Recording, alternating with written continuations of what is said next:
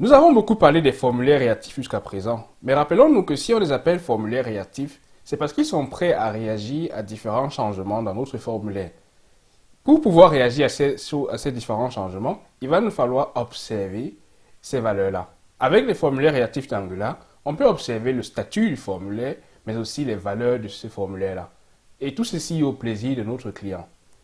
Pour chaque forme contrôle et chaque forme groupe, Angular prévoit une méthode pour pouvoir observer la valeur et le changement de celui-ci. L'avantage est qu'avec la nouvelle valeur qu'on obtiendra, ou alors chaque valeur qui changera au fil du temps, on peut réagir en fonction de ce changement-là. Pour pouvoir le faire, on va récupérer la valeur du form group ou alors du form control. Dans ce cas, je choisis par exemple l'email control. Et à partir de l'email control, on a accès à la propriété value change. Value change est responsable de l'observation de chaque valeur dans ce form control email control qu'on vient de récupérer. Pour pouvoir récupérer ou alors nous servir des valeurs qui sont émises à travers ce value change, on va utiliser le subscribe. Pourquoi? Parce que le value change est un observable et pour pouvoir récupérer les valeurs d'un observable, on va se servir du subscribe. Pour en savoir davantage sur RxJS et les observables, je t'invite à consulter la vidéo que j'ai faite à ce sujet. Maintenant que nous avons récupéré les valeurs à partir du subscribe, on peut modifier le statut, par exemple, de notre formulaire. On peut se servir de cette valeur-là pour opérer d'autres changements dans notre formulaire. Mais en plus de value change, on a la possibilité également d'observer le statut et le changement de celui-ci. Pour cela, Angular a prévu la même méthode à travers les observables, sauf que cette fois, en lieu et place du value change, on va se servir du statut change. Statut change est responsable du changement de statut. Par exemple, lorsque notre contrôle ou notre form group global va passer de valide à invalide, statut change va nous rappeler que la nouvelle valeur a été émise. Et avec subscribe, on peut récupérer le nouveau statut émis à chaque fois que celui-ci changera. Statut change n'est pas très souvent utilisé parce que il ne renvoie que le statut actuel du contrôle ou alors du form group entier. Mais très souvent, on a besoin de la valeur qui a changé également. C'est pourquoi, à partir de maintenant, on va se servir beaucoup plus du value change et pas du statut change. J'aimerais rappeler une fois de plus que value change fonctionne d'abord sur le form control. Lorsqu'on veut par exemple prendre le email control comme je l'ai montré précédemment, avec value change.subscribe, on peut obtenir la valeur directement qui vient du email control. Mais aussi ça fonctionne sur le form group, que ce soit le form group global, par exemple notre register form group, ou alors un form group imbriqué, comme on l'a vu précédemment dans le cas du email group. Avec le form group, dans ce cas, si vous voulez afficher par exemple dans la console les valeurs qui sont émises à travers le value change, il va vous falloir vous servir d'une aide par exemple comme offre de JSON.stringify. Avec le JSON.stringify, cela va vous retourner simplement un string qui sera constitué des clés et des valeurs. Nous allons à présent nous servir de la méthode valueChange pour pouvoir réadapter la méthode recevoir les notifications. Si vous vous souvenez, lorsqu'on va regarder dans notre template register.component.html, on s'est servi d'un click event et d'une méthode sendNotificationSettings auquel on passait un paramètre email ou alors texte pour pouvoir réagir et adapter la validation dans notre code. On va remplacer ceci en écoutant les changements de notre form control name notification. Pour cela, il faut se rendre dans le register.component.ts et je vais le faire dans le onNG parce que déjà au début, à l'initialisation de notre formulaire, j'ai besoin de récupérer cette valeur-là et d'écouter le changement de celui-ci.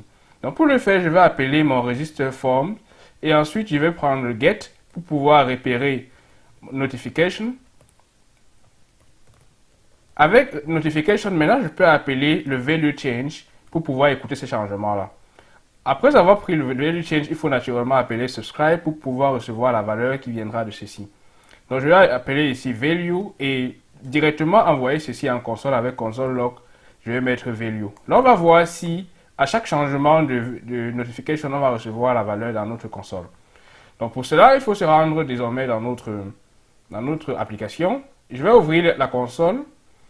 Vous pouvez le faire avec F12 ou alors tout simplement dans le menu avec le clic droit. Maintenant, lorsqu'on va appuyer sur texte par exemple, vous allez voir dans la console va s'afficher texte. Et si j'appuie sur email, vous allez voir email s'afficher ici.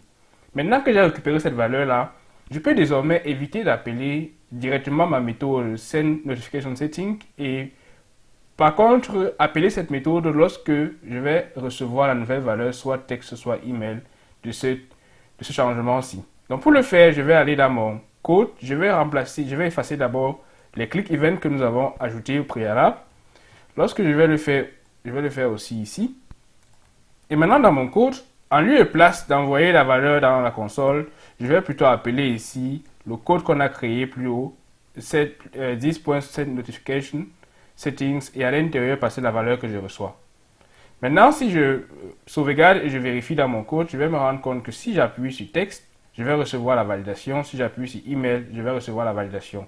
On a pu utiliser le clic comme précédemment, mais on s'est servi du changement de valeur. On a réagi à ce changement-là en appelant une méthode qui, elle, en retour, a ajouté la validation lorsque cela a été approprié. Donc ici, vous pouvez vous servir de value change pour pouvoir réagir à certains changements dans votre application.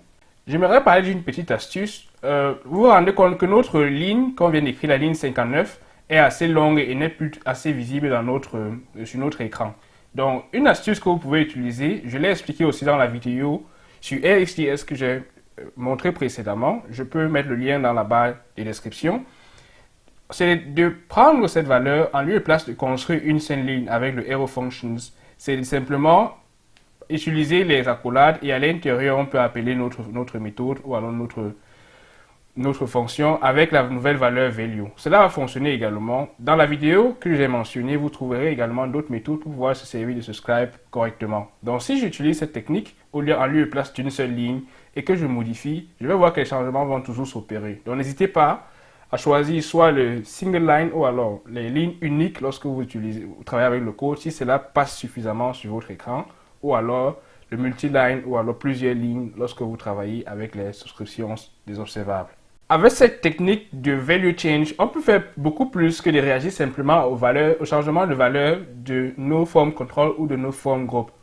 Nous allons voir à présent comment est-ce qu'on peut réagir au changement des messages d'erreur lorsque l'utilisateur se met à entrer quelque chose dans le champ.